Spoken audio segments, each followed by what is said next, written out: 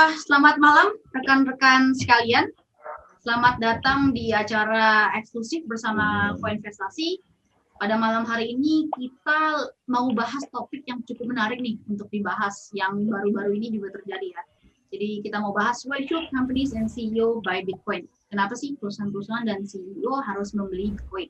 Oke, kita lihat baru-baru ini, kayaknya sekitar minggu lalu ya, di awal Februari, sebuah dokumen keuangan Tesla kepada SEC, OJK-nya Amerika, mencuat di publik nih, yang menyatakan Tesla menggunakan sekitar 7,7% alokasi dana kas mereka untuk membeli Bitcoin senilai 1,5 miliar dolar atau setara 21 triliun rupiah. Tesla merupakan, kita tahu nih, Tesla merupakan perusahaan mobil listrik terkemuka di dunia dengan kapitalisasi pasar senilai lebih dari 750 miliar dolar.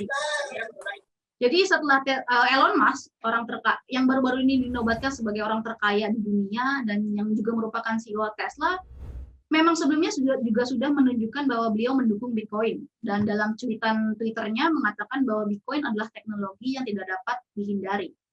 Nah, mengikuti jejak Tesla, si CFO-nya Twitter, Ned Segal, dalam wawancaranya bersama CNBC juga mengakui bahwa Twitter sedang berdiskusi untuk menambahkan Bitcoin ke dalam balance sheet keuangan perusahaan mereka.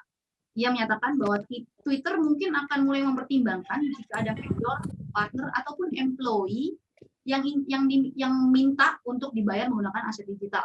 Selain Twitter dan Tesla, rumor juga beredar bahwa Apple yang sebagai raksasa perusahaan teknologi di US bisa menjadi perusahaan berikutnya yang akan membeli Bitcoin dengan dana kas aset perusahaan mereka. Walaupun CEO Apple Tim Cook belum memberikan respon terhadap hal ini, kita bisa melihat sentimen positif dari Apple, yaitu kabar bahwa Apple ini melalui Apple Pay, pengguna dapat bertransaksi menggunakan Bitcoin. Boleh di next? Nah, tadi itu kan ya apa yang terjadi di dunia ya. Tapi saya mau coba jelaskan apa sih posisi Bitcoin di Indonesia ini seperti apa. Jadi Bitcoin sendiri sebenarnya sudah legal, Bitcoin dan aset kripto sudah legal sebagai komoditi sesuai dengan Peraturan Menteri Perdagangan Nomor 99 Tahun 2018. Selain itu, sudah ada 13 platform jual beli Bitcoin yang berlisensi dan diawasi oleh Bapepti. Nah, hal ini kita bisa lihat menunjukkan bahwa pemerintah Indonesia ini sebenarnya merespon positif perkembangan aset digital di Indonesia. Nah, tidak hanya itu, di tahun 2020 dan 2021 ini kita melihat banyak sekali institusi besar yang masuk ke industri Bitcoin. Di antaranya, boleh di next. Di antaranya adalah Square, perusahaan penyedia jasa finansial dan payment di US, juga mengumumkan bahwa mereka telah membeli Bitcoin senilai 50 juta US dollar dan telah mengembangkan produk Cash App, di mana pengguna bisa melakukan aktivitas jual beli Bitcoin. Kalau di Indonesia mungkin kita samain sama kayak OVO ya. Bayangin kalau kita pakai OVO itu kita bisa jual beli Bitcoin. Mungkin kurang lebih sama seperti itu. Nah, selain Square juga ada PayPal. Mungkin rekan-rekan di sini sudah ada yang familiar dengan PayPal, salah satu perusahaan sistem online payment terbesar di dunia. Juga sudah menghadirkan fitur jual beli aset kripto di platformnya. Bayangkan PayPal itu punya 300 juta pengguna, dan melalui PayPal akan ada 300 juta pengguna baru yang akan masuk ke industri. Nah, selain itu Mastercard juga baru-baru ini mengumumkan bahwa mereka akan menambahkan opsi pembayaran dengan aset digital pada platform. Boleh di next? Nah, dari tadi kita ngomongin perusahaan-perusahaan Amerika ya, Tesla, Apple, Twitter. Tapi apa sih perusahaan Asia itu gimana? Nah, ini angin segar kita dengar dari top 3 bank di Singapura, DBS. Mereka akan menjadi bank pertama yang akan meluncurkan platform jual beli aset digital. Dari sini kita lihat ya, negara tetangga aja yang dekat sama Indonesia sudah mulai open minded dengan aset digital ini. Nah, dengan masuknya institusi-institusi besar ini, hal ini dapat mendorong dan membuka pintu bagi lebih banyak pengguna dan juga investor retail. New money is coming, trust is increased, dan pada akhirnya mengutip tweet Elon Musk, Bitcoin is inevitable. Nah, boleh di next. Oke, pada malam hari ini rekan-rekan akan mendapatkan kurang lebih 4 key points ya. Jadi yang pertama, dari mana sih nilainya Bitcoin? Yang kedua, mengapa Bitcoin? Kenapa nggak rupiah? Kenapa nggak US dollar? Yang ketiga, baru malam kemarin Bitcoin menyentuh all time high-nya lagi, yaitu senilai 730-an juta. Jadi kalau udah 700 juta ini, is it a good time to buy? Apakah ini masih jadi waktu yang baik untuk membeli Bitcoin? Teman-teman nanti rekan-rekan akan mendapatkan mungkin akan mendapatkan jawabannya. Dan yang terakhir, ketika membeli Bitcoin, apa saja sih risiko yang teman-teman yang rekan-rekan hadapi? Next. Oke, pada acara malam ini kita nggak akan banyak bahas soal perpajakan dan dari segi legalitas ya, karena kita akan fokus ke 4 key points tadi. Jadi untuk rekan-rekan yang memang tertarik membahas dan mengetahui dari segi teks dan juga legalnya, akan ada follow-up event dari kita. Stay tune aja di Koinvestasi. Bisa langsung cek Telegram, komunitas Telegram kita dan juga Instagram di @koinvestasi. Next. Oke, kita sudah bersama dengan 3 narasumber nih, rekan-rekan mungkin sudah familiar. Ada Jet Sutoyo, CEO dari Pintu, ada Oscar Darmawan, CEO dari Indodax, dan juga kita kedatangan Steven Suhadi, Supervisory Board dari Asosiasi Blok Indonesia.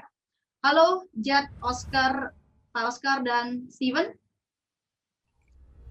Hai. Oke. Ya, kita langsung mulai aja ya. Langsung ke pembahasan pertama nih. Saya mau bertanya. Boleh di next slide-nya ya. Itu kita ngomongin key points yang pertama. Kita ngomongin key points yang pertama itu nilainya Bitcoin ini datang dari mana sih? Nggak ada bentuk fisik kayak rupiah atau emas, tapi dia bernilai 700 juta. Dari awal dia muncul tahun 2009 harganya 0, tapi sampai 2021 ini harganya 700 juta. Jadi dari 0 sampai 700 juta nilainya itu dari mana gitu. Saya mau lempar pertanyaan ini pertama ke Pak Steven Suhadi dari Asosiasi Blok Indonesia. Silakan Pak Steven. Hai. Ya. Kedengeran ya? Ya, kedengeran. Ya, ini rasanya pertanyaan yang sering ditanya, value-nya ini Bitcoin dari mana? Soalnya seringkali kita yang sering main di aset digital ini dapat pertanyaan ini sebenarnya gerakan harga ini dari mana sih, dan value-nya Bitcoin ini sebenarnya dari mana? Baik, untuk jawab ini sebelum ngomong tentang Bitcoin-nya sendiri, aku singkat aja ngomong bahwa sebenarnya paradigma definisi value ini sedang berubah. Barangkali pakai contoh bukan kripto ya. Kita sekarang bisa menghargai perusahaan taksi yang kasarnya tidak punya aset, yang tidak punya mobil atau capex cost yang segitunya, misalnya lebih daripada perusahaan misalnya Bluebird yang punya aset fisik yang bisa dipegang, ya. Sama juga kita lebih menghargai perusahaan travel yang tidak punya properti sama sekali, tidak punya kamar, tidak punya tanah dan sebagainya, lebih daripada perusahaan-perusahaan contohnya Hilton dan Marriott Group yang punya aset dalam segi aset tradisional, yaitu tanah dan gedung dan sebagainya. Sama juga di Indonesia kita bisa menghargai toko yang tidak punya lokasi fisik maupun punya inventory sama sekali, pegang inventory sendiri, tapi padahal value-nya bisa lebih tinggi daripada toko contohnya MAP dan IS yang memiliki stok dan memiliki lahan tanah dan toko fisik. Jadi kalau di dunia teknologi kita sudah bisa dengan mata kita sendiri menyadari bahwa perusahaan-perusahaan ini seperti Gojek, seperti Airbnb dan Tokopedia, value-nya bisa kasarnya mengalahkan atau lebih besar daripada tradisional versinya di industrinya mereka yang barangkali punya aset yang tradisional yang bisa dipegang. Berarti kita punya cara pikir untuk apa sih itu value sudah mulai berubah. Nah, maka itu sering orang ngomong bahwa untuk kripto sendiri, kripto is the new gold. Tapi memang belum ada fisiknya. Nah, challenge-nya kita sebagai masyarakat, apakah kita berani berubah kita punya paradigma tentang masalah value? Soalnya balik lagi, semua dulu, wah nggak ada bendanya, nggak bisa dipegang, berarti nilainya dari mana? Kalau emas kan aku bisa pegang fisiknya. Tapi kita juga mesti ingatin diri bahwa di dunia teknologi yang kita hari-hari pakai, value-nya itu sudah melebihi tradisional bisnis yang dulunya ada di industri yang sama.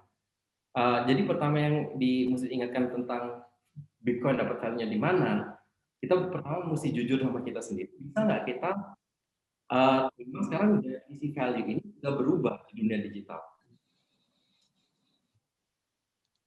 Oke, terima kasih Pak Steven. Pak Oscar? Saya setuju dengan pandangan Pak Steven bahwa saat ini kan value itu sudah berubah ya dibandingkan sebelumnya.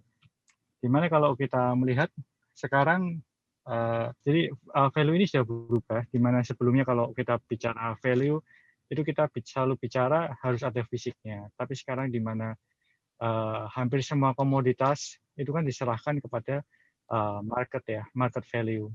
Dimana bahkan kalau kita bicara mata uang kertas kita sendiri pun sekarang sudah nggak bicara dijaminkan suatu komoditi, tapi bahkan mata uang kertas kita US dollar, rupiah, itu kan semua sudah dilepaskan di harga market practice. Jadi kalau kita bicara value itu selalu tentang persepsi kita mengenai value itu sekarang itu nilainya di mana. Dan sepertinya belakangan ini banyak sekali perusahaan yang mulai mempersepsikan Bitcoin sebagai sesuatu yang mempunyai value yang cukup valid, ya. Sehingga itu yang membuat kenapa akhirnya harga Bitcoin bisa menembus $50.000 per satu Bitcoin. Oke, terima kasih Pak Oscar. Jad? Mungkin untuk menambahkan dikit, saya setuju banget dengan Oscar dan Steven. Persepsi itu sih menjadi sesuatu yang sangat penting kalau kita berbicara tentang value. Apalagi di zaman sekarang, di digital, di mana meme itu sangat berpengaruh terhadap persepsi orang dalam menilai harga, itu menjadi sangat penting. Kita bisa lihat dari kejadian baru-baru ini seperti GameStop ataupun seperti Tesla, di mana semakin orang mempercayai hal tersebut akan terjadi, itu semakin tinggi probability bahwa kejadian itu akan terjadi. Dan itu yang saya lihat juga reflexivity dari aset Bitcoin itu. Semakin banyak orang yang membeli dan percaya bahwa Bitcoin itu punya value, semakin jadilah bahwa Bitcoin benar-benar valuable. Berarti bisa aku simpulkan bahwa nilai Bitcoin dari 0 sampai 700 juta ini memang datang dari orang-orang yang menggunakannya ya. Jadi semakin banyak orang yang menganggap Bitcoin ini bernilai, yang memberikan nilai kepada Bitcoin, ya Bitcoin akan semakin menjadi bernilai. Mungkin itu ya persepsi rekan-rekan yang mungkin belum familiar nih, nilai Bitcoin itu datang dari mana sih. Tadi penjelasannya sangat bagus sekali dari Pak Steven, meng-compare bagaimana sebuah toko yang tidak punya aset toko sama sekali, tapi valuasi lebih tinggi daripada perusahaan yang memiliki toko fisik. Kita ngomong Tokopedia lawan Ace Hardware. Ini, ya. Oke. Buat rekan-rekan yang ingin punya pertanyaan, nanti akan ada waktunya. Saya akan lanjut dulu ke key points yang kedua ya. Tadi kita sudah ngomongin value Bitcoin. Yang kedua kita ngomongin, selanjutnya boleh, kenapa Bitcoin? Ini aku punya satu pertanyaan yang mungkin mengulik kejadian minggu lalu ya. Mengapa menurut Jad sebuah perusahaan sekelas Tesla memilih untuk membeli Bitcoin? Ya, menurut saya ini merupakan suatu dilema yang bukan hanya dihadapi oleh Tesla ya, tapi semua perusahaan di seluruh dunia. Karena nilai dari mata uang fiat mereka, fiat itu seperti rupiah ataupun US dollar, semakin lama semakin menurun nilainya. Karena negara-negara di seluruh dunia itu sejak tahun lalu selalu melakukan printing uang baru tanpa membacking dengan aset, sehingga jumlah uang dalam sirkulasi sekarang itu jauh meningkat, sehingga nilai uang yang kita miliki itu menjadi terdilusi. Dan ini merupakan suatu dilema yang dihadapi segala perusahaan, karena aset cash atau uang yang pegang lama-kelamaan tuh nilainya semakin menurun. Dan di sini menarik karena Bitcoin itu mempunyai narasi dan persepsi di mana itu seperti emas digital, di mana dengan seiringnya waktu nilai tersebut akan meningkat, terutama di era sekarang di mana printing tersebut banyak terjadi. Oke, Pak Oscar, mengapa perusahaan sekelas Tesla memilih untuk membeli Bitcoin dengan dana segarnya? Ya, baru di-unmute ya. Saya kira itu berangkat dari founder Tesla sendiri ya. Mr. Elon Musk kan sangat mendorong penggunaan kripto bukan cuma di perusahaannya, bahkan di dia secara pribadi ya. Dia lumayan aktif. Kalau kita lihat dari sejarah Elon Musk sendiri, dia sangat agresif di bidang persepsi value ini. Dia salah satu pendiri PayPal pertama kali dan beberapa perusahaan yang pada saat masanya disebut kontroversial, tapi ternyata dia membuktikan bahwa memang apa yang dia cetuskan, apa yang dia dorong itu adalah inovasi yang banyak membuat perubahan di sekelilingnya. Ya. Dan sekarang ini kan kripto sebagai salah satu yang bisa dianggap kontroversial karena value daripada kripto sendiri itu kan benar-benar murni di persepsi value. Ya. Nah, kalau kita lihat sejarahnya si Tesla kembali, maupun perusahaan-perusahaan di US yang melakukan yang cukup besar ya, mereka itu kan melakukan penimbunan cash ya di dalam finance book-nya.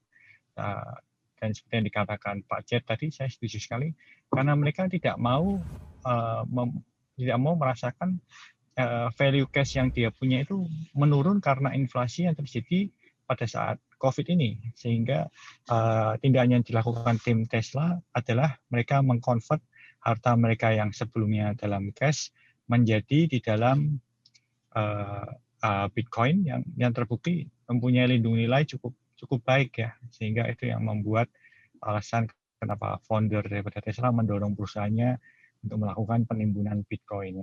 Ya, karena memang sudah terbukti sih 10 tahun terakhir Bitcoin terbukti berhasil mengatasi inflasi. Oke. Mungkin pertanyaan khusus untuk Pak Steven adalah karena Pak Steven sebagai supervisor buat Asosiasi Bank Indonesia, menurut Pak Steven, haruskah perusahaan khususnya di Indonesia juga mengikuti langkah yang sama dengan Tesla, yaitu membelikan Bitcoin dari dana kas mereka? Pak Steven?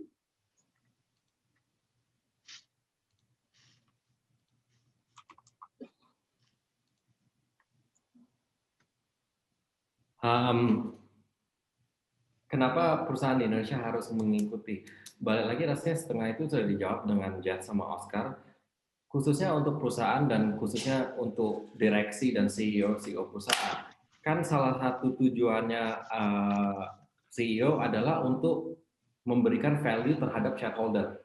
Ya. Dan kalau perusahaan punya treasury cukup banyak, punya dana yang ditampung cukup banyak, mereka juga mesti mikir, ini value menunggu dari mana?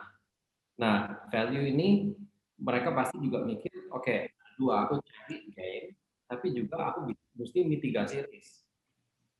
Nah, aku rasa kayak balik ke pertanyaan pertama, salah satu sebabnya Tesla masuk dan barangkali juga indikator untuk perusahaan-perusahaan bukan hanya di Indonesia masuk adalah karena pertama mereka cari value, kan kejar kayak mau harganya sampai berlimpah-limpah, tapi seperti Jas sama Oscar tadi bahas, mereka hedging dan specifically mereka hedging terhadap inflasi yang mereka antisipasi sudah akan datang karena semua pemerintah cetak uang terus-terusan.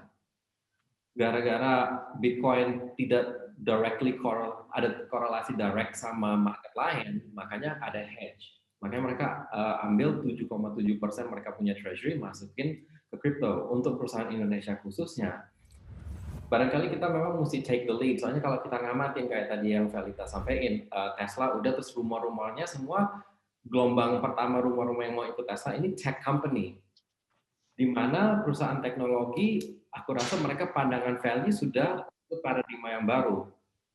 Jadi mereka udah ngerti bahwa barang ini growth potential-nya juga cukup tinggi. Balik lagi untuk di perusahaan Indonesia, aku rasa cukup kondusif. Kenapa? Karena pertama sudah legal di Indonesia. Di mana sekitar 3 tahun lalu legalitasnya di Indonesia masih belum keluar, tapi sekarang contohnya exchange-nya Pintu dan Indodex semua sudah terdaftar di Bapti. Jadi untuk company maupun barangkali utamanya CEO-nya dulu supaya paham instrumen ini seperti apa, itu bagus untuk masuk, soalnya sekarang secara legal framework di Indonesia sudah ada. Oke, Pak Oscar dan Jad sebagai CEO Exchange, apakah menurut Pak Oscar dan Jad CEO perusahaan-perusahaan Indonesia juga harus membeli Bitcoin layaknya Tesla dan Elon Musk? Mungkin Pak Oscar dulu. Ya, kalau saya pribadi ini kembali ke masing-masing perusahaan ya, karena setiap kondisi perusahaannya berbeda dan kondisi treasury-nya berbeda. Tapi kalau kita ikuti saran-saran dari para ahli finance di US ya, mereka menyarankan untuk mendiversifikasi aset dari mereka. Ya, jadi kita nggak bicara tentang all out seperti seperti Tesla, kita nggak bicara seperti MicroStrategy dan sebagainya. Tapi kita bicara mengenai mungkin aset sekitar 5% atau bahkan kurang dari itu untuk diversifikasi, karena memang satu hal yang mencemaskan di saat corona ini kan adalah adanya inflasi yang mengarah ke arah hiperinflasi karena pencetakan uang secara besar-besaran ya di setiap negara. Bukan cuma kita bicara di Indonesia, tapi kita bicara bahkan di US yang merupakan base currency dari hampir semua negara yang ada di dunia ya. Jadi kita bicara ini mengenai diversifikasi aset di dalam treasury sih. Tapi sekali lagi ini kembali ke kebijakan setiap perusahaan. Saya kira setiap perusahaan punya situasi yang berbeda dan pertimbangan yang berbeda. Ya, kalau dari sudut pandang saya pribadi sih demikian. Jad ingin menambahkan? Saya juga setuju dengan Pak Oscar. Yang mungkin yang perlu kita amati adalah working capital dan cash flow. Jangan sampai juga kita terlalu banyak membeli Bitcoin ataupun aset-aset ini dan menjadi susah untuk manage operations kita. Tapi untuk manage aset yang mungkin bisa kita pegang jangka panjang, mungkin ada baiknya untuk diversifikasi seperti kata Pak Oscar dalam Bitcoin. Oke, jadi memang pembelian Bitcoin ini aku amati dari jawaban Jad, Pak Oscar, dan Steven adalah untuk diversifikasi ya terhadap inflasi rupiah. Oke, satu pertanyaan lagi, kenapa Bitcoin? Ini kan kalau rekan-rekan tahu, kita juga tahu cryptocurrency di dunia ini ada 6.000. Ada Bitcoin, ada Ethereum, ada Ripple, Cardano, dan ribuan lainnya. Kenapa belinya Bitcoin? Kenapa nggak koin yang lain? Mungkin untuk memperjelas persepsi rekan-rekan bisa dibantu dengan Pak Oscar. Karena yang harus kita sadari, setiap kripto itu memiliki nature yang berbeda-beda sih. Jadi kalau kita bicara Bitcoin, kenapa Bitcoin itu mempunyai store value yang bagus? Itu salah satu alasannya karena prinsip kerja daripada Bitcoin sendiri, supply-nya itu secara algoritma sudah dibuat untuk limited. Itu satu hal yang pasti. Ya. Yang kedua, karena secara likuiditas, Bitcoin itu sudah terbukti likuiditasnya baik. Karena kalau kita bicara perusahaan itu bukan semata-mata membutuhkan value-nya naik, tapi juga membutuhkan aset tersebut harus dapat dicairkan pada saat dibutuhkan. Dan saat ini kripto satu-satunya yang memiliki value di atas 1 triliun US dollar itu adalah Bitcoin. Karena kalau kita bicara value kita bicara secara korporasi, kalau misalnya mereka membeli 10 juta dolar atau 100 juta dolar, tapi kemudian tidak bisa dicairkan, itu akan menjadi masalah sendiri untuk korporasi. Itu pandangan saya yang pertama. Yang kedua, kalau kita bicara blockchain yang lain seperti Ethereum atau lain sebagainya, Ethereum memang value-nya bagus, likuiditasnya bagus, tapi secara algoritma Ethereum itu dirancang untuk memiliki supply yang unlimited, dalam arti karena tujuannya untuk menjadi biaya transfer pada saat ekosistem Ethereum berjalan. Jadi memang tujuannya bukan untuk sifat lindung nilai sih, tapi untuk menjalankan smart komputer yang terdesentralisasi. Jadi setiap kripto saya percaya punya tujuannya masing-masing, dan Bitcoin memang dari awal ditujukan untuk store value dan pembayaran. Dan likuiditas Bitcoin sejauh ini sangat solid ya. Pasti pandangan saya demikian. Ada yang ingin menambahkan? Mungkin saya menambahkan sedikit dari sisi volatilitas. Mungkin dari segi volatilitas Bitcoin itu juga lebih nggak sevolatile beberapa aset-aset lain, dan sudah terbukti juga paling aman dari secara historical ya sejak pertama kali diluncurkan tahun 2009.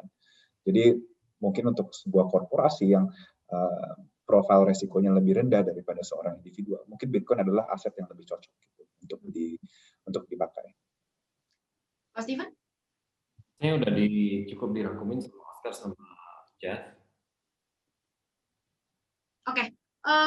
Kalau gitu kita lanjut ke key points yang ketiga. Ini mungkin yang ditunggu oleh rekan-rekan sekalian adalah apakah ini waktu yang baik untuk membeli? Kita tahu di malam kemarin boleh di slide-nya ke bagian key points nomor 3. Kita baru malam ini aja Bitcoin menyentuh harga tertingginya kembali, yaitu di harga sekitar 730-an juta atau 52.000 US dollar. So, next. Terus ya nih. Ya, oke. Aku mau tanya dulu ya, mungkin ini ke Jad sebagai CEO Pintu, apakah ini masih waktu yang tepat untuk korporasi membeli Bitcoin? Kalau menurut saya secara pribadi masih waktu yang baik. Saya rasa mungkin kalau kita melihat jangka panjang 5 tahun ke depan, menurut saya nilai Bitcoin itu masih akan apresiasi. Walaupun saya mengatakan hal tersebut, saya tidak bisa prediksi dalam waktu jangka pendek, misal katakan kita 1 minggu atau 1 bulan, apakah itu akan naik atau turun. Itu sesuatu yang sangat susah diprediksi. Jadi biasanya di Pintu itu kami suka memberikan saran kepada pengguna kami untuk melakukan dollar cost averaging, yaitu artinya kita setiap pekan, mungkin bisa setiap hari atau setiap minggu, pelan-pelan membeli Bitcoin, sehingga kita bisa mendapatkan nilai Bitcoin itu yang merupakan sebuah average atau rata-rata dari harga beberapa hari atau beberapa minggu. Biasanya itu lebih baik sih menurut aku untuk mengurangi rasa reject ya, kalau kita beli di harga tinggi. Okay. Pak Steven? Khususnya untuk perusahaan, aku rasa for a long-term store of value untuk hedging against inflation, aku rasa bisa dikonsider. Tapi memang tiap kondisi perusahaan masing-masing mesti dipertimbangkan. Pertama, pengertian tentang instrumen ini.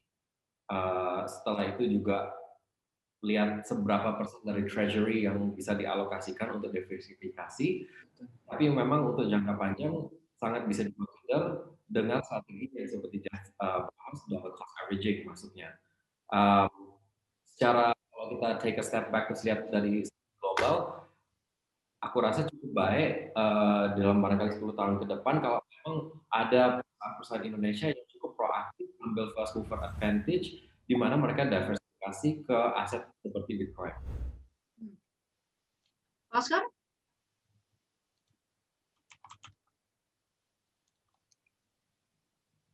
Ya, kalau menurut saya pribadi malah sebenarnya itu tidak pernah ada saat tepat untuk membeli Bitcoin, baik di harga sekarang maupun di harga sebelumnya. Karena kalau kita bicara kapan saat tepat membeli Bitcoin itu sama seperti kapan saat tepat kita membeli emas untuk faktor lindung nilai. Ya, yang memutuskan kapan saat tepat atau tidak tepat itu bukan di market, tapi justru di kesiapan daripada perusahaannya. Seberapa siap perusahaannya untuk menghadapi pada saat aset tersebut mengalami penurunan maupun kenaikan harga. Ya, karena kita harus tahu harga daripada Bitcoin itu memang sangat berdasar kepada demand dan supply, di mana harganya bisa sewaktu-waktu turun lebih jauh lagi atau naik lebih jauh lagi. Sehingga yang paling tepat seperti yang dikatakan para panelis sebelumnya, tergantung dari kondisi treasury perusahaan. Ya. Anggap aja uang yang akan Anda diversifikasi itu adalah uang yang Anda siap pada saat ternyata terjadi penurunan atau kenaikan aset. Itu yang paling penting sih. Ya. Makanya kembali ke masing-masing individu maupun perusahaan pada saat melakukan pembelian kripto ini. Karena bagaimanapun tidak bisa dibantah bahwa kripto itu termasuk aset yang kategori high risk. Dalam arti memang saat ini volatility-nya itu lebih terkendali, Tapi bukan berarti sifatnya sebagai lindung nilai itu menjamin kestabilan harga. Karena kalau kita lihat sejarahnya Bitcoin dalam setahun terakhir, naik turunnya Bitcoin itu cukup besar. Ya, jadi daripada tidak siap, lebih baik kita tanyakan kapan saat tepat untuk masuk. Menurut saya pribadi, tidak pernah ada tepat saat untuk masuk. Saat tepat untuk masuk adalah pada saat Anda siap nilai treasury itu mengalami penurunan atau kenaikan drastis. Jadi ini benar-benar lebih sebagai faktor hedging, lebih sebagai faktor diversifikasi. Baik. Saya mungkin mau bertanya mungkin dari segi angle korporasi. Ketika sebuah korporasi, sebuah company ingin memutuskan untuk membeli Bitcoin, posisi apa sih yang harusnya mereka ambil? Apakah itu sebagai hedging atau sebagai kita ambil Bitcoin sebagai cari keuntungan gitu, profit? Karena kan tadi Pak Pak Oscar dan juga Stephen selalu ngomong ya value ini akan terus bertumbuh gitu. Jadi ketika korporasi memutuskan untuk membeli Bitcoin, posisinya lebih ke hedging atau lebih ke cari keuntungan sih? Boleh di-share pemikirannya dari Pak Stephen mungkin? Balik lagi ke setiap company punya directive ya, risk to appetite sama kebutuhan diversifikasi ya, sama juga proaktifnya. Tadi yang seperti kita ngomong, kalau kita bisa menerima paradigma value yang baru ini, di mana belum tentu ada barang fisiknya, tapi nilainya bisa meningkat, dan cukup berani dan siap, seperti Pak Oscar ngomong, untuk ambil first mover advantage. Di situ kalau kita lihat technology adoption curve, orang yang masuk awal memang kasarnya bisa reap benefit yang paling besar. Tapi untuk company khususnya, aku rasa untuk dalam misalnya 2-3 tahun ke depan ini, di mana banyak inflasi dan hyperinflation bisa terjadi, bukan hanya di Asia Tenggara, tapi secara global, rasanya banyak company mulai consider ini sebagai hedge. Khususnya kalau kita lihat fundamentalnya kenapa hedge, dan kenapa banyak CEO dari terutama company tech yang masuk, karena mereka rasa barang ini, Bitcoin ini salah satu value-nya dan dapat nilainya gara-gara transparansi. Semua orang bisa lihat setiap transaksi, semua orang tahu bahwa jumlahnya cuma akan ada 21 juta koin dan tidak bisa dicetak lagi. Di mana kalau kita lihat monetary system yang sekarang, mereka cetak-cetak terus, unlimited. Dan transparansinya di duit-duit di dunia ini yang lagi beredar sangat kasarnya nggak transparan, ada berapa banyak. Jadi yang CEO cari ini hedging, mereka pilih Bitcoin, salah satu sebabnya menurut saya adalah mereka value sisi transparansinya. Oke, aku punya pertanyaan yang mungkin untuk aku arahkan ke Jad dan juga Pak Oscar ya. Kan Jad dan Pak Oscar kan CEO Exchange. Apakah Jad dan Pak Oscar juga melihat masuknya institusi-institusi atau perusahaan-perusahaan Indonesia? Ada nggak sih perusahaan-perusahaan Indonesia yang memang sedang masuk dan membeli Bitcoin dengan asetnya? Mungkin boleh di-share dari kacamata Exchange yang memang pintu masuknya perusahaan-perusahaan ataupun investor ya. Mungkin dari pintu. Ya, silakan Pak Ced dulu. Oh, nggak apa, Pak Ced dulu. Ya, silakan. Ya, dari sisi saya mulai ada beberapa institusi dan korporasi yang mulai melirik terhadap Bitcoin. Tapi saya rasa mungkin di Indonesia masih belum secepat adopsinya dan awareness-nya seperti di luar negeri ya. Tapi saya rasa sudah mulai sih. Kita juga sudah mulai mendapatkan beberapa korporasi yang beli. Oke, Pak Oscar? Ya, terus terang memang kalau dibilang secara perusahaan Indonesia, saat ini beberapa institusi memang sudah mulai tertarik dan beberapa klien kita yang cukup lama memang ada beberapa institusi. Tapi kalau kita bicara institusi yang tertarik ini sebagian besar masih merupakan institusi yang non-konservatif ya, dalam arti mereka memang sudah terbiasa dengan produk digital, mereka yang sudah terbiasa dengan produk-produk yang dikatakan high risk ya, seperti VC dan lain sebagainya. Tapi kalau ditanya secara konservatif saat ini, saya kira-kira masih banyak yang ragu-ragu ya, karena kondisi treasury perusahaan di Indonesia pun agak berbeda dengan kondisi treasury kalau kita bilang seperti di Tesla atau lain sebagainya.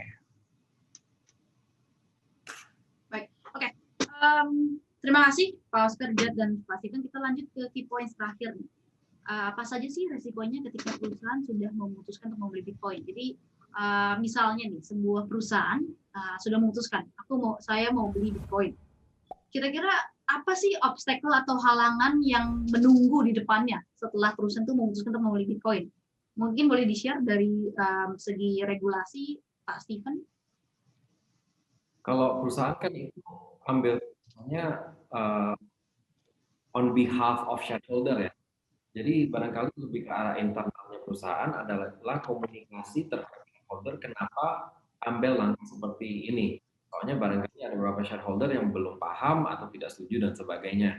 Ya, jadi rasanya internal communication dan keyakinan bahwa ambil keputusan untuk diversifikasi atau untuk tambah Bitcoin di treasury-nya itu sangat mesti dipikirkan juga. Bukan keputusan satu orang kan kalau kita ngomong di perusahaan. Kalau secara legal, banyak lagi sekarang di Indonesia sudah legal dan exchanger, contohnya exchanger itu dan Indodex semua sudah terdaftar di Bapepti. Jadi secara legal framework sudah lebih jelas ya di Indonesia dan udah lebih mendukung timbang di beberapa negara yang belum secepat Indonesia secara legalnya. Pak Oscar, boleh share apa sih resikonya ketika perusahaan memilih untuk membeli Bitcoin? Saya kira kita sama-sama tahu sih resiko terbesar membeli Bitcoin adalah pada saat misalnya aset Anda membelikan Bitcoin, terus kemudian ternyata Bitcoin mengalami koreksi harga, maka secara kertas Anda harus menyadari aset tersebut mengalami penurunan. Ya. Tapi pada saat Bitcoin mengalami kenaikan, jadi secara aset di atas kertas Anda mengalami capital gain. Saya kira itu resiko terbesar ya. Kalau resiko keamanan, Pak Oscar? Kalau kita bicara resiko keamanan, saya kira Bitcoin adalah salah satu komoditas yang dikatakan jauh lebih mudah diamankan daripada pada saat perusahaan tersebut membeli emas fisik ya. Karena kalau emas fisik kan malah lebih repot tuh nyimpannya. Anda bayangkan kalau perusahaan itu membeli emas fisik sebanyak 100 miliar misalnya, itu kan jumlah emasnya sangat banyak, pengamannya repot, inventorinya repot, kemudian trackingnya juga repot. Tapi kalau kita bicara mengenai aset-aset dalam blockchain, justru malah sangat mudah untuk melakukan tracking dan monitoring. Itu kelebihan daripada membeli aset berbentuk kripto. Ya, saya kira kalau bahaya secara yang orang ragu-ragu kenapa perusahaan nggak membeli Bitcoin ya karena perusahaannya nggak siap pada saat bakal ada capital gain atau bakal ada capital loss. Oke. Jack, mungkin kira-kira apa sih yang harus perusahaan pertimbangkan sebelum mereka memutuskan untuk membeli Bitcoin? Aku setuju banget sih dengan Pak Oscar. Itu psikologinya yang paling berat untuk persiapan psikologinya. Misalnya Bitcoin tiba-tiba drop 20%, apakah kita sebagai perusahaan siap untuk tidak menjual atau menahan secara psikologi? Itu merupakan sesuatu yang sangat berat sih. Apalagi kalau kita berada dalam posisi di mana kita memanage bukan hanya uang kita tapi uang orang lain kan kalau kita bicara institusi. Sama halnya nanti kalau Bitcoin ternyata hanya naik dan tidak profit, pertanyaannya juga kapan kita mau mengambil profit dan merealisasikan profit tersebut. Itu menjadi pertanyaan juga yang aku udah melihat beberapa teman-teman dan institusi juga yang mengalami kesulitan untuk menjawab hal tersebut. Jadi mungkin dari awal mungkin kita juga harus tahu nih target kita, goalnya untuk membeli Bitcoin apa? Apakah kita untuk trading jangka pendek atau emang kita untuk investasi dan hedging terhadap inflasi jangka panjang? Dan kita bisa menjawab mungkin lebih mudah untuk menyiapkan psikologi kita pada saat nilai Bitcoin itu naik turun. Baik. Jadi kalau bisa aku simpulkan, kurang lebih resikonya adalah ketika capital loss ya. Ketika harga Bitcoin turun, resikonya itu apakah si perusahaan dan si CEO ini siap mental untuk melihat aset perusahaan ini yang berkurang segitu banyaknya. Mungkin seperti itu ya. Kita akan masuk ke sesi, boleh di next dulu slide-nya. Buat teman-teman, rekan-rekan dan perusahaan dan CEO yang membutuhkan private session untuk walkthrough cara beli Bitcoin, kita akan buka sedikit private session dengan tim koinvestasi juga dengan tim Indodax dan Pintu. Bisa book slot call-nya di link berikut. Nanti linknya juga akan kami kirimkan ke dalam grup Telegram, tapi yang kira-kira membutuhkan panduan langsung dari tim exchange dan juga tim investasi bisa langsung book your slot dengan link di situ ya. Oke, kita masuk ke pertanyaan dari audiens. Apakah ada pertanyaan? Oke, ini aku banyak baca ya dari grup Telegram nih. Oke, barusan ada yang tanya gini. Apabila perusahaan memiliki aset Bitcoin yang disimpan pada Indodax atau Pintu, apakah tunggu sebentar. Oke, apakah perusahaan memiliki aset Bitcoin yang disimpan pada Indodax atau Pintu? Jadi si perusahaan ini apakah memiliki kepemilikan penuh terhadap aset tersebut? Karena kan ditaruhnya di Indodax atau di Pintu ya. Dan apakah itu legal secara hukum di Indonesia dan bagaimana laporan keuangannya? Mungkin dari Pak Oscar dulu boleh membantu menjawab. Saya jawab ya, tapi saya agak rancu dengan pertanyaannya. Tapi kalau misalnya perusahaan itu ada sebuah perusahaan itu membeli Bitcoin atau Ethereum atau apapun itu, sebenarnya paling betul adalah aset Bitcoin atau Ethereum-nya itu ditarik keluar daripada exchange, kemudian disimpan di dalam wallet pribadi perusahaan. Jadi yang memiliki penuh adalah si perusahaannya sendiri. Sebenarnya cara yang paling tepat begitu. Tapi kalau memang perusahaannya nggak siap untuk menyediakan infrastruktur penyimpanan Bitcoin, memang nggak bisa dibantah, beberapa perusahaan bakal membeli Bitcoin-nya, kemudian tetap asetnya ditaruh di dalam exchange. Nah, pada saat ditaruh dalam exchange, maka secara otomatis sebenarnya yang megang private key adalah si exchange sendiri. Ya. Bagaimana sistem pelaporan kami sebagai exchange? Saat ini kami setiap hari harus memberikan pelaporan kepada Bapepti untuk transaksi yang terjadi. Ya. Dan pelaporan ini sifatnya bukan berarti kita melaporkan setiap member itu beli berapa, jual berapa, tapi kita memberikan pelaporan secara total. Jadi kerahasiaan nasabah kita tetap terjamin. Tapi yang sebenarnya sangat disarankan adalah setiap perusahaan kalau memang beli aset Bitcoin dalam jumlah besar, seharusnya mereka mewithdraw Bitcoin-nya, kemudian disimpan misalnya di laptop perusahaan, kemudian diamankan secara perusahaan. Itu yang dilakukan Tesla dan teman-teman di US. Ya. Ya, mungkin sama sih dengan apa yang sudah dikatakan Pak Oscar. Gimana pun yang paling aman sih kalau kita menyimpan hal tersebut sendiri ya. Sama ibaratnya seperti ya kalau kita menyimpan emas sih, kalau kita titipin di tempat orang lain ya gimana pun ada resiko gitu. Tapi kalau kita sendiri ya ujung-ujungnya ada di tangan kita emas tersebut sama dengan Bitcoin. Oke, Pak Steven ingin menambahkan?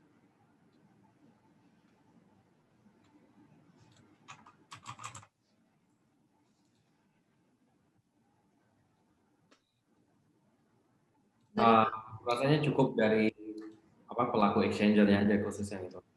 Oke, ini ada pertanyaan lagi nih ke Pak Oscar dan juga Jet. Apakah di Indodax atau Pintu bisa mendaftar dengan atas nama perusahaan? Ya, saat ini kalau kita bicara dari Indodax, sebenarnya kita memperbolehkan untuk perusahaan mendaftar. Nanti akan dibantu oleh tim kami untuk di-guide bagaimana cara pendaftarannya. Karena untuk institusi itu sebenarnya agak berbeda dengan untuk pribadi. Nah, sebenarnya kalau cara paling gampang, memang nggak bisa dibantah, pendaftaran pribadi itu akan jauh lebih sederhana daripada pendaftaran untuk perusahaan. Tapi kita sangat welcome kalau ada perusahaan yang tertarik, kita akan memberikan support, tim support untuk hal ini. Ya, kalau di Pintu sendiri kita juga support untuk korporasi ataupun institusi membuka akun, kita akan mengarahkan mereka ke channel yang offline, jadi di luar aplikasi, di mana kita bisa membantu mereka mulai dari awal sampai mereka bisa membeli Bitcoin tersebut.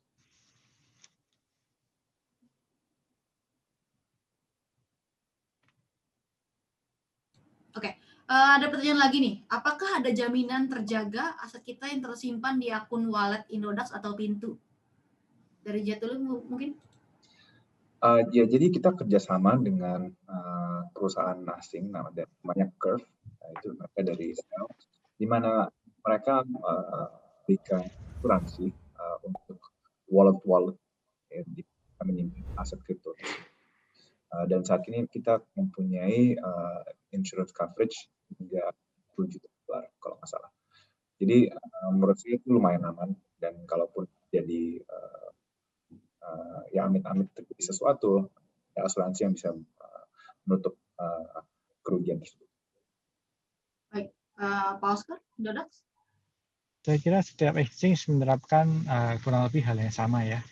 Cuma mungkin kalau memang ditanya apa yang paling aman, sekali lagi kalau memang kalian perusahaan ragu-ragu, yang sangat disarankan adalah pada saat transaksi membeli Bitcoin dilakukan, setelah transaksi Bitcoin itu dilakukan, di-withdraw Bitcoin-nya, disimpan di laptop masing-masing, karena itu adalah cara paling aman. Karena bagaimanapun sebenarnya selama laptop yang Anda pakai itu bersih, tidak dipakai untuk hal lain dan benar-benar untuk fungsi treasury, seharusnya itu langkah yang paling tepat sih untuk perusahaan. Ya.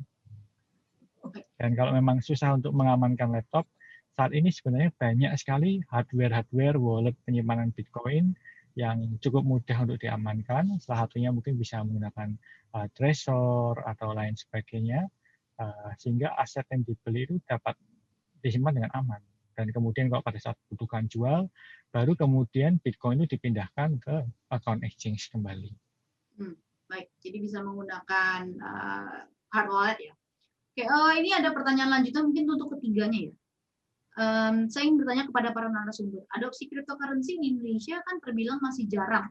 Menurut Anda, apakah ada kesempatan bagi Bitcoin atau cryptocurrency lain menjadi salah satu instrumen investasi yang resmi dan dikeluarkan serta dijamin oleh negara Indonesia, yang kedudukannya kurang lebih sama seperti ORI atau SBN, jadi ke obligasi negara ya?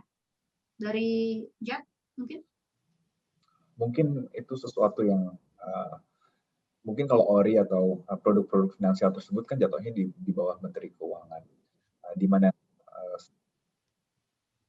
ujung-ujungnya Menteri Keuangan dan Indonesia mempunyai wewenang untuk meregulasi hal. Tapi Bitcoin itu kan sebenarnya berbeda. Bitcoin lebih seperti komoditas di mana pasarnya global, dan demand dan supply tersebut dipengaruhi dari market global. Sehingga menurut saya mungkin akan berbeda sih, dan mungkin step approval-nya atau legitimasi tersebut akan datang dari Bapepti sih, dari Bapepti di mana mereka membolehkan orang untuk melakukan trading atau investasi terhadap kripto aset tersebut. Oke, Pak Stephen mungkin dari segi Asosiasi Blok Indonesia, apakah ada perkembangan dari segi ke pemerintah?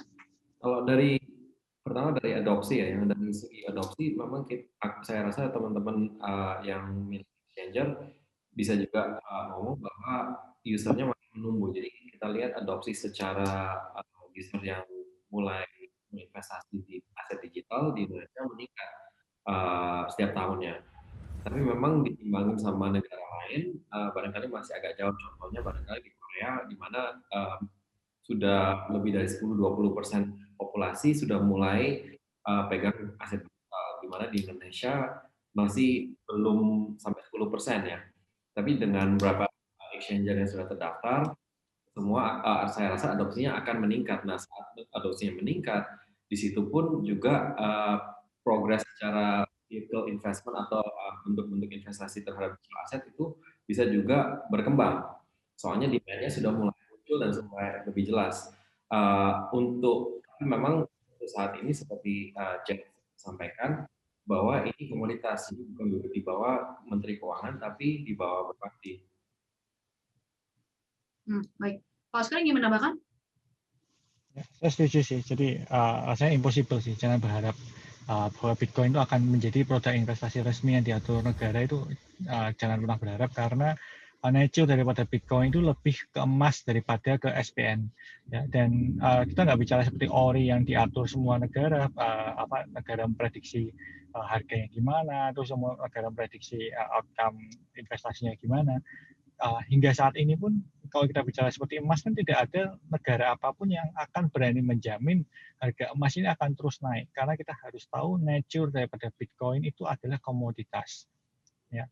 Kalau kita sudah bicara komoditas, semua komoditas itu harga sangat bergantung kepada persepsi market dan demand dan supply dari produk tersebut. Jadi yang kalau memang Anda mencari investasi yang stabil, yang dijamin negara, memang nggak bisa dibantah ori yang terbaik. Gitu. Jadi, tapi kalau Anda mencari produk yang berdasarkan komoditas, saya kira dalam 10 tahun terakhir, Bitcoin membuktikan diri sebagai komoditas terbaik untuk menjadi produk investasi. Baik, ini aku mungkin akan wrap up 3 pertanyaan terakhir ya. Ini ada yang menarik nih, Pak Oscar. Izin tanya, jika dibanding dengan saham yang memiliki underlying perusahaan yang beroperasi di dunia nyata, apa yang menjadi underlying dari sebuah cryptocurrency? Dan bagaimana kita mengetahui nilai book value sebuah cryptocurrency? Dari Pak Stephen dulu mungkin? Balik lagi yang seperti kita bahas, value-nya Bitcoin adalah supply and demand. Jadi memang dikontrol oleh market. Baik banget ya, ini Bitcoin memang lebih ke arah store of value. Kalau kita melihatin contohnya koin-koin yang lain, itu untuk pertimbangan pasarnya kayak contohnya equivalent-nya book value-nya mereka, itu juga lebih, saya mungkin lebih dilihat dari contohnya kayak kita lihat perusahaan teknologi. Apakah ini lebih banyak diadopsi atau enggak? Makin banyak yang adopsi, dan contohnya kayak minggu lalu Tesla berinvestasi di Bitcoin, berarti adopsinya meningkat, value-nya juga meningkat. Tapi kalau secara psikologi dan secara barangkali filosofi, underlying-nya adalah CEO tech ini mereka value transparansi yang ada di blockchain, khususnya misalnya Bitcoin, di mana setiap transaksi dari saat dia muncul 2009 sampai saat ini semua kita bisa trace dan semua koin yang akan keluar itu sangat transparan, jadi tidak bisa mudah manipulasi atau mulai cetak koin baru. Baik, Jet dan Pak Oscar ingin menambahkan bagaimana sih Bitcoin disamakan dengan saham yang punya nilainya ada underlying perusahaan di dunia nyata? Ya, ini kembali ke nature-nya lagi Bitcoin sih. Nature-nya Bitcoin itu komoditas. Jadi ini seperti menanyakan underlying-nya harga emas itu sekarang harganya sekitar 1 kilo emas itu mendekati 900 juta rupiah, itu underlying-nya apa? Book value-nya emas itu apa? Ya. Karena mungkin kalau ditanya apa yang bisa agak mendekati book value-nya, ya sama seperti emas. Kenapa harga emas itu 1 kilonya bisa harga segitu? Karena adanya ongkos produksi pada saat pembuatan emas. Ya, kita harus tahu waktu mining emas itu kan ada biaya pembuatan dan pemurnian emas. Ya, karena supaya emasnya makin sedikit ya. Nah, sama seperti Bitcoin. Kalau kita bicara mining Bitcoin itu untuk menjalankan miner Bitcoin itu membutuhkan listrik dan membutuhkan waktu pemrosesan yang kurang lebih harganya mendekati harga Bitcoin saat itu. Ya, harganya akan naik turun mendekati harga Bitcoin sekarang karena memang nature daripada emas dan Bitcoin itu lumayan mirip. Tapi kalau dipaksakan Bitcoin dengan saham, terus terang sebenarnya sangat berbeda sih. Kita nggak bisa memaksakan sebuah produk itu dimirip-miripkan produk apa gitu ya. Tapi kalau dipaksakan mirip ya kita harus mencari komoditas dengan komoditas. Pendekatan paling dekat ya dengan emas ya. Jadi semacam itu. Baik, Jet ingin menambahkan mungkin? Enggak, mungkin Oscar udah bagus banget jawabannya. Thank you. Ini satu pertanyaan mungkin untuk para CEO exchange ya. Apa sih keuntungannya memiliki account perusahaan dibandingkan dengan account si CEO-nya? Account apanya? CTO-nya? CEO-nya. Jadi apa keuntungannya punya account perusahaan dibandingkan account CEO-nya aja? Oh, jadi kepemilikan aset tersebut kan berbeda. Kalau korporasi yang membuat account tersebut, kepemilikan dari Bitcoin itu milik korporasi. Beda dengan kalau CEO yang membuka account tersebut. Tapi hal yang lebih penting mungkin dari sisi security ya, kita nggak menginginkan satu orang tok yang mungkin bisa mendapatkan akses terhadap kripto tersebut. Mungkin ada korporasi yang menginginkan ada beberapa orang dari perusahaan tersebut yang bisa memiliki akses terhadap Bitcoin tersebut. Ya amit-amit kalau sesuatu terjadi ke satu orang, mungkin ada orang lain lagi yang bisa memiliki akses terhadap Bitcoin tersebut. Oscar? Hal kedua selain daripada yang diungkapkan Pak Jet itu adalah masalah pajak ya. Karena kalau kita bicara aset perusahaan, itu kan kalau dikelola perusahaan, sehingga kalau terjadi capital gain, nanti pajaknya akan jatuh ke capital gain tax-nya si perusahaan. Ya, tapi kalau akunnya itu akun direkturnya atau akun personal CTO-nya, yang ditanggungan secara pajak kan pada saat terjadi capital gain, nanti akan dianggap capital gain-nya capital gain personal, bukan capital gain aset perusahaan tersebut.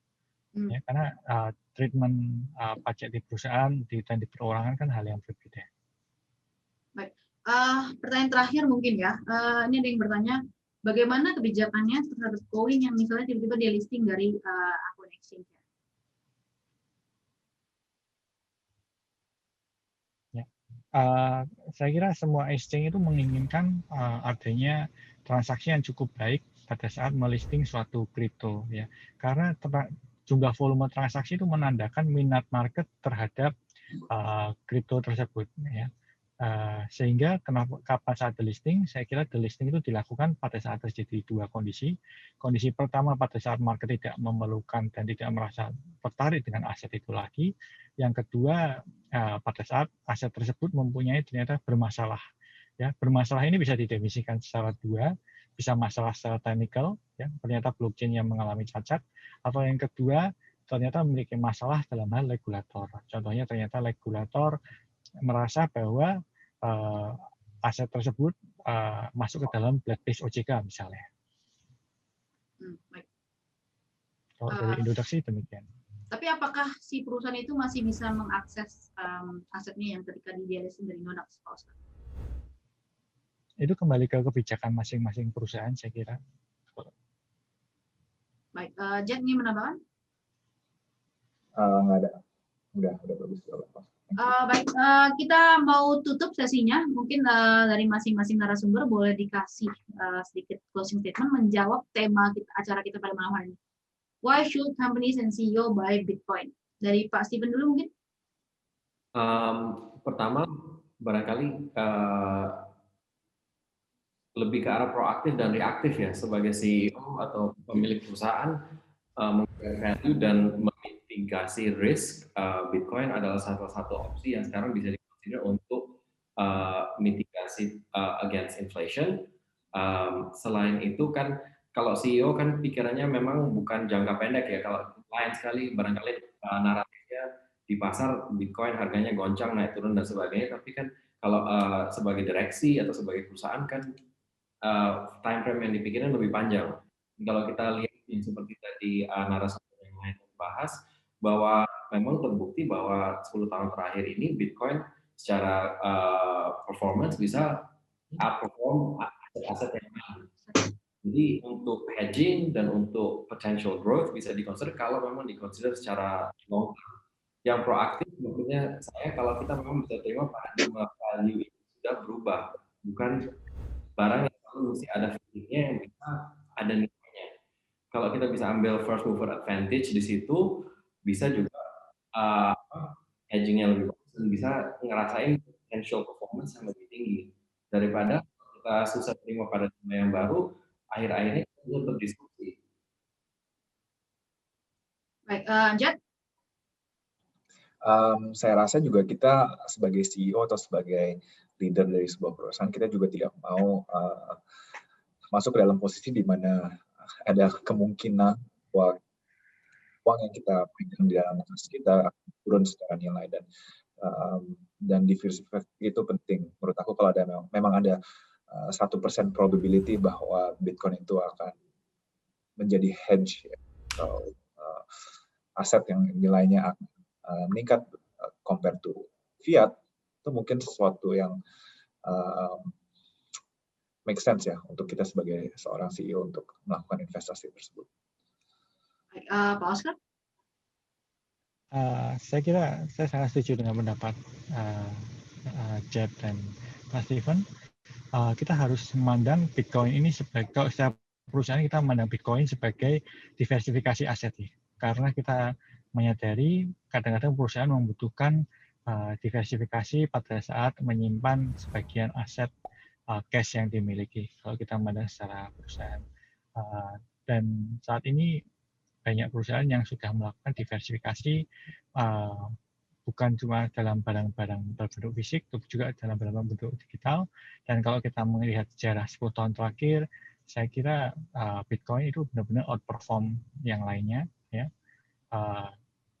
Dan kalau kita memandang secara jangka panjang, maka bisa dikatakan tidak ada saat yang tidak tepat untuk membeli Bitcoin. Baik, luar biasa sekali.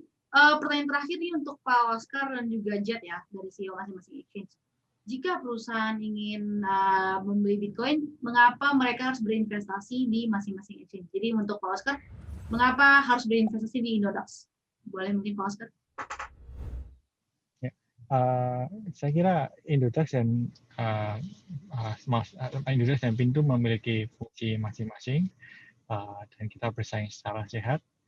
Ini semua kembali ke market yang memilih ya. Kenapa di Indodax, kenapa di Pintu? Mungkin apa yang bisa plus point daripada Indodax adalah saat ini kita sebagai perusahaan yang sudah berdiri sejak tahun 2014, kita mempunyai lebih dari jutaan pengalaman untuk menyupport kebutuhan kripto di Indonesia dan mempunyai liquidity yang baik. Ya. Tapi semuanya kita kembalikan ke market, kita berusaha untuk memberikan yang terbaik apa yang bisa kita berikan. Dan plus point daripada Indodax sejauh ini adalah customer support dan likuiditas daripada Indodax. Baik, Jad dari Pintu, mengapa perusahaan harus berinvestasi di Pintu? Mungkin kalau di Pintu, ya saya juga setuju dengan Pak. Kalau kita memiliki masing-masing market yang berbeda. Kalau di sisi Pintu, kita sangat fokus ke orang-orang yang awam dan orang-orang yang baru ingin masuk pertama kali ke cryptocurrency, para newbie. Dan kita mencoba menyajikan user journey atau pengalaman untuk orang-orang memberikan pengalaman bagi melakukan investasi untuk pertama kali. Jadi itu yang kita sih. Baik, luar biasa sekali sesi kita pada malam hari ini. Terima kasih untuk Pak Steven, Pak Oscar, dan juga Jad telah bersama Koinvestasi mengupas tuntas masalah yang topik menarik ya. Kenapa sebuah korporasi dan CEO harus membeli Bitcoin. Boleh dibuka slide-nya yang private session. Untuk teman-teman CEO atau rekan-rekan perusahaan yang membutuhkan bantuan untuk membeli Bitcoin-nya, bisa langsung kunjungi link ini, nanti akan dibantu langsung dari masing-masing konsultan exchange. Ya, masing-masing konsultan exchange dan juga tim investasi. Sekiranya butuh bantuan, langsung aja book 30-minute call, cuma 30 menit, akan langsung dipandu oleh masing-masing konsultan dan koinvestasi sampai mengerti. Sekali lagi terima kasih untuk Pak Oscar, Jad, dan juga Pak Steven. Terima kasih atas insight-nya yang sudah diberikan pada malam hari ini. Semoga dengan acara hari ini semakin banyak orang yang sadar akan potensi Bitcoin ke depannya di masa depan, dan semoga adopsi cryptocurrency di Indonesia juga semakin meningkat. Sekali lagi terima kasih Pak Oscar, Jad, dan Pak Steven. Selamat beristirahat, selamat malam. Terima kasih, thank you. Terima kasih, thank you. Untuk teman-teman, jangan lupa bisa stay tune, follow Koinvestasi terus di Instagram, YouTube, dan juga website kita. Dan rekan-rekan CEO dan perusahaan yang ingin dapat panduan langsung bisa langsung kunjungi linknya di calendly.com/koinvestasi/buy-bitcoin. Terima kasih sudah bersama kami malam hari ini. Sampai jumpa dan selamat malam.